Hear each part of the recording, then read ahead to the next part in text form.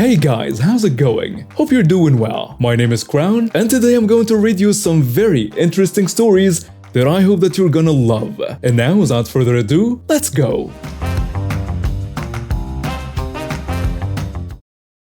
Hey everyone, hope you're doing well and having a good time. I've got some exciting news for you. I've just launched a brand new channel called Crown Corner that I will be narrating stories on it daily myself. Let's just say that if you love hearing about unbelievable entitled people and those unforgettable Karens, you're going to love what's in store on the new channel. So here is what I need from you, my good friends. Head over to the new channel, you'll find a link in the description below, and hit that subscribe button. Don't forget to turn on notifications so you won't miss out on any of our wild stories. Your support means the world to me, and I can't wait to see you there. Let's keep the stories rolling. Thank you so much for being part of this journey with me. And now, let's dive into our stories.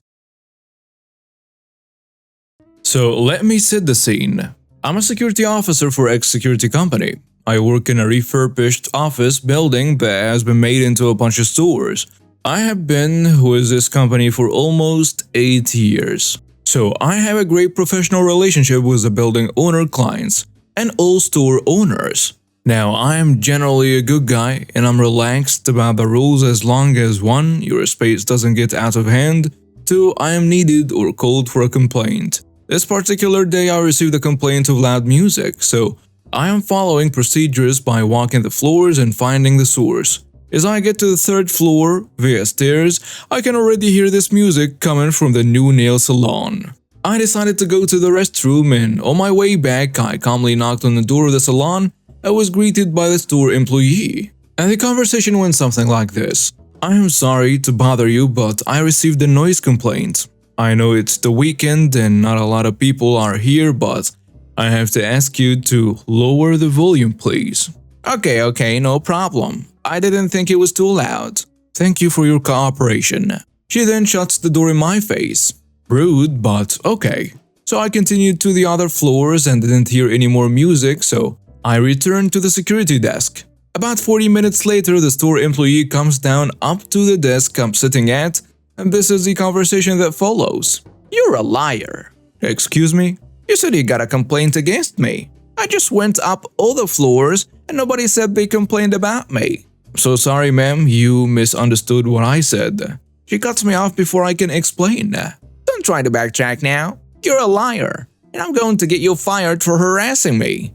I called my boss and she's calling the building owner. Well, I'm so sorry you feel that way, but I need you to return to your workstation as you're causing a scene in front of my clients. And if not, I will have no alternative but to walk you out of the building, as the site has a zero-tolerance policy for these kinds of events.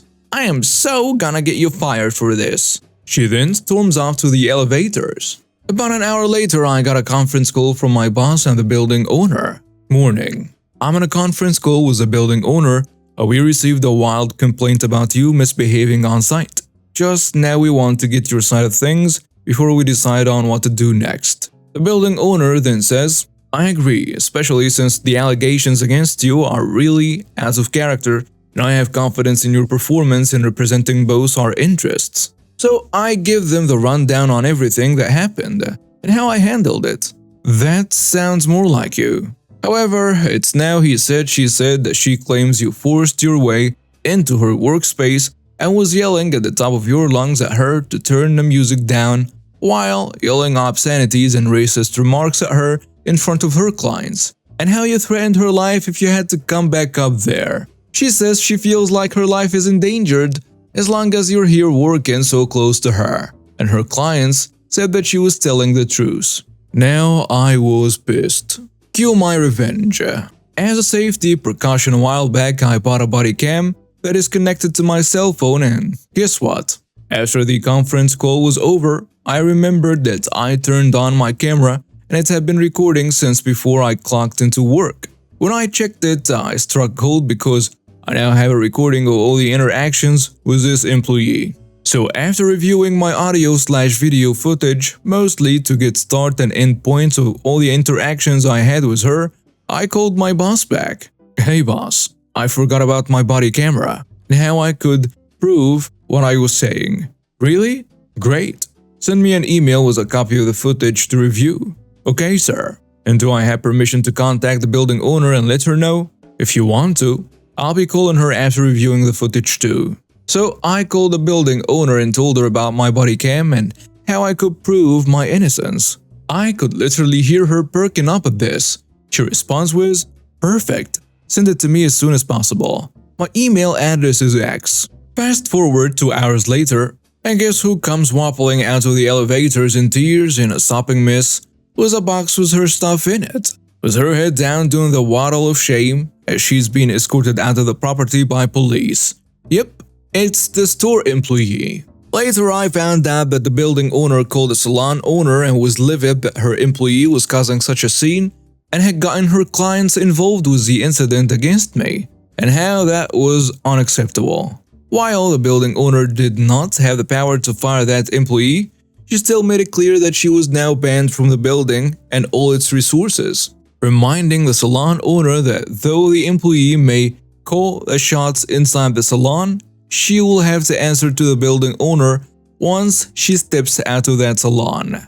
And the icing on the cake? Well, the building owner renegotiated my contract and I got a $5 raise for my outstanding service. Update. The employee came to the site a few weeks later and literally begged me to speak with the building owner and get her to cancel the ban. She begged and tried to bribe me. When I told her no, she threatened to call the police and say that I tried to harass her if I didn't. I grabbed the landline and said, "Okay, let's call the building owner." When the building owner answered, I told her that the employee is here and I recounted everything she said. The employee started yelling that I was a liar, and I then spoke loudly and said, "Yes, ma'am. My body cam is on and I recorded the whole encounter." At this, the employee spotted my body cam and turned and ran out of the door. Update number 2. A few days later, the employee boss came down and apologized to me and said that the employee will not be bothering me anymore as she was arrested for trespassing and verbal harassment. Me and my wife found this gorgeous house, not yet on the market. Realtor had told us we owned all this nice forested land surrounding it, and we were sold. Once we were dealing with the logistics of buying, we found out we actually didn't own all this land and that someone will be building a huge house right next to us.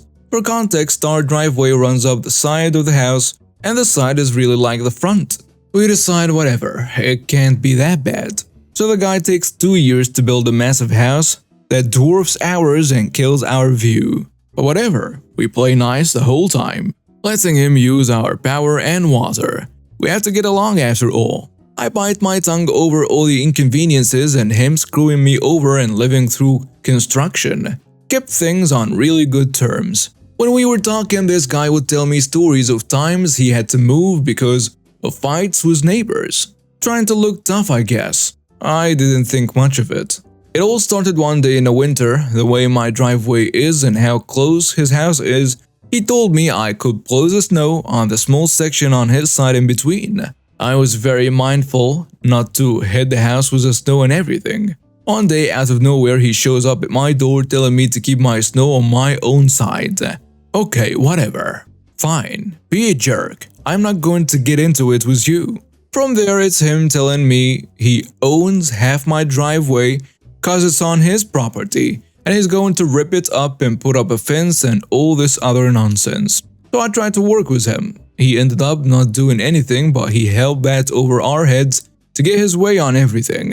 He makes me move my shed, and it's like a mini house. Makes me install 180 feet of French drain over a bit of water runoff from the driveway. Meanwhile, he's putting hundreds of gallons of water on my property from his 2 downspouts on my side and doesn't do anything. One day, he decides to put up cameras and points them at our house from multiple angles. This bothers me, but we don't show it. Until a couple months later, he's out there moving them and adjusting angles to get better views of our main hangout areas in my yard, driveway, where me and my friends and family hang out. So my wife asks him if he can just not point them directly at us, and he brushes her off, so I go and have a word with him. This turned into a huge yelling match about all the nonsense happening. At this point, it's clear that we both hate each other. The only reason I can figure is that they are super religious. Like having 8 kids and just being super religious. I'm covered in tattoos, piercings, ride motorcycles, and listen to all sorts of metal music. Though I'm no idiot, I'm respectful and keep my noise to a minimum. So I'm assuming he just didn't like my style. Anyway, after the camera fight, I decided I would start blasting my music in my garage with my garage doors open day in and day out anytime I got the chance. And I played some of the most morbid death metal and other songs that I am sure he wouldn't like just to screw with him. On top of that, I got a drone and started flying it around his house. Started doing hooligan stuff on my bike in the driveway, just being noisy. After a couple months, near Christmas, we see a for sale sign go up. Couple more months down the road and it's my birthday, and they are loading trucks and leaving. Best birthday present I could ask for. Though it made me angry that he brought a Christmas gift basket and my wife accepted it, I took this as a my pro revenge win. The gift basket thing just shows how crazy he was. We would do crazy stuff like that. Gift baskets, waving at us, saying hi, then turn around and do something to start a problem.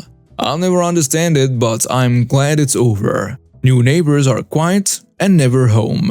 Workaholics, 6 a.m. to 9 p.m. Life is good. Last night I sent a text to my husband saying screw you if you can't apologize. Now he won't talk to me. Background. I've been the main cook for this family for 17 years. I am 40 years old. We have 5 kids. He is nearly 50 years old and he rarely cooks, but he's capable of cooking. 7 days ago I had a total hip replacement planned. I'm on crutches and a lot of pain meds. He is my carer. Yesterday at 7 p.m. he said he would start cooking dinner. I was concerned and starving and I asked him what dinner was. He said he was defrosting frozen chicken breasts for a HelloFresh meal. To set the scene, the lunch he served was half small plate of broccoli and sweet potato. No protein.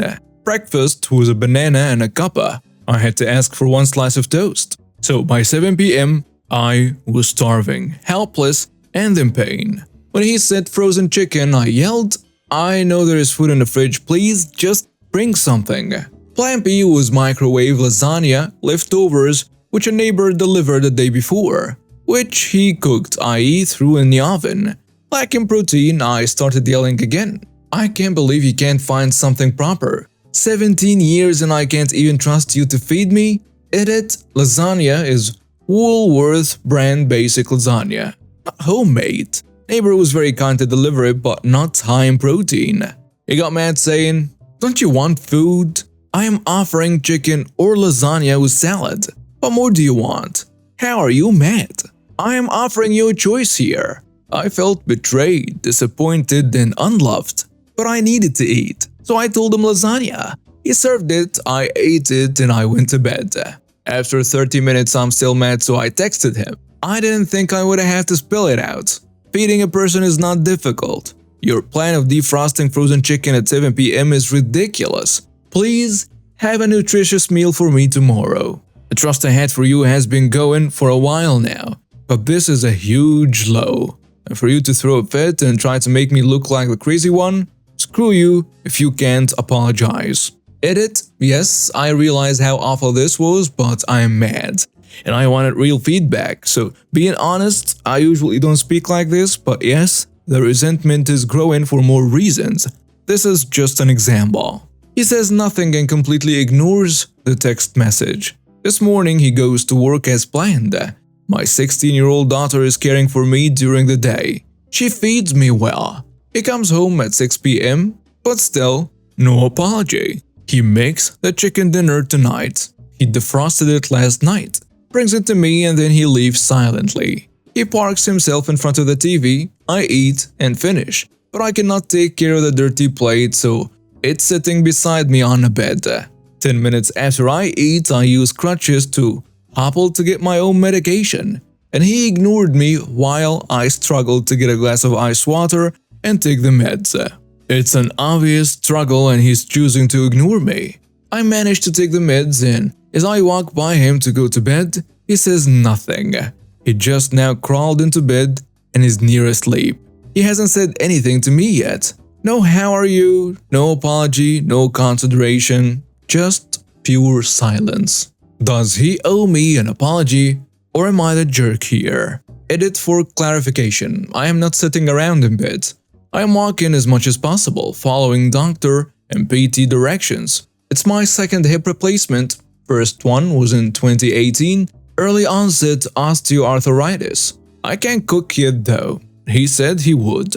And now with some comments on a post. Someone saying, everybody sucks. His idea of cooking meals is clearly lacking, no question. But how on earth do you escalate this to yelling so quickly? Why has a trust been gone for a while now? This seems like you have a ton of issues between you that you need to resolve.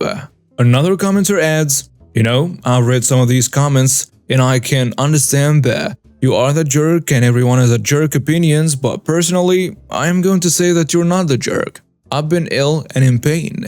Being hungry as well is awful. If you can't physically do anything about it, it can all get overwhelming. I can completely understand the outburst. My husband cannot cook. He's 50. I do all the meal planning, prepping and cooking in my house. Always have. Our joke is that it's because I want to live. I was ill and hospitalized for 6 weeks in a run-up to Christmas a fair few years back. And he stepped up. He made sure I had a steady supply of hot and cold drinks. I had snacks, I had proper food, and he was up and down between our bedroom and the kitchen like a jack-in-the-box. He even dragged me out of the house to walk up and down the street so I could get fresh air and ensure that I was still mobile, leaning on him the entire time. He can't cook, so he either ordered in heated up things from others or made sandwiches, slashed beans on toast and so on. I didn't have to ask for him to think of me. He just did it.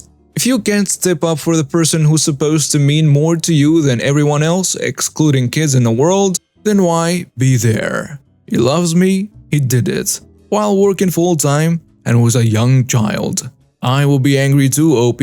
I would also be devastated to realize I don't mean that much to him. A third commenter goes with, you're not describing a husband who cares about his wife, nor an empathetic human being noticing someone's pain and struggle. You're not the jerk, but your problem is the following. You're stuck, dependent, helpless, and in pain with a useless person who didn't even take the time to learn how to cook and feed someone he cares for, even in the time leading to your surgery.